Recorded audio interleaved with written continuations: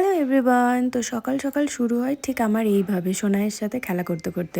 First সকালবেলা উঠেই আমি ওকে চেঞ্জ করে দিই, পুরো রেডি করে দিই, ফ্রেশ করে দেওয়ার পর ওর সাথে একটু এরকমভাবে খেলা করি।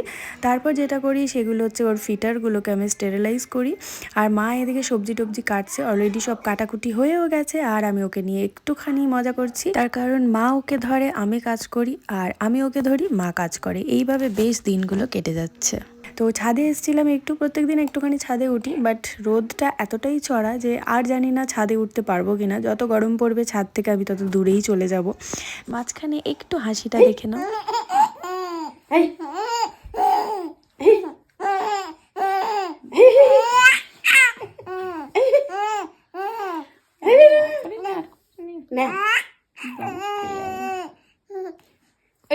এত হাসির পর তারপরে আমরা সবাই মিলে একটু ঘুরু ঘুরু গেছিলাম। দেখা হচ্ছে নতুন শর্টসে।